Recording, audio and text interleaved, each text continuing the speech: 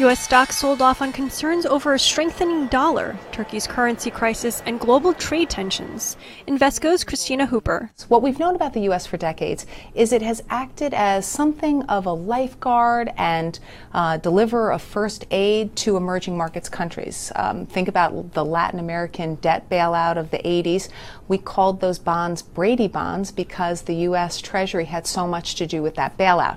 And so now we fast forward to a time where Turkey's coming under pressure, and while it's certainly at least partially due to Turkey's policies for really the last decade and the big buildup in debt, the big issue that has caused the lira to plunge in the last week has been about the U.S. imposing sanctions on Turkey.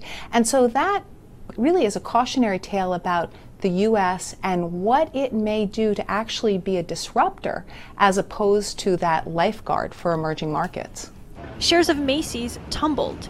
Investors took profits on margin worries, even though the department store chain reported better than expected same-store sales and raised its full-year guidance.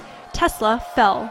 The Securities and Exchange Commission sent the company subpoenas regarding Chief Executive Elon Musk's plan to go private, according to Fox Business Network.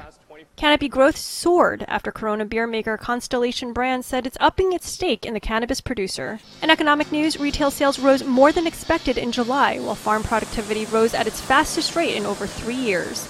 Emerging markets and a sharp sell-off in commodities drove down stocks across Europe.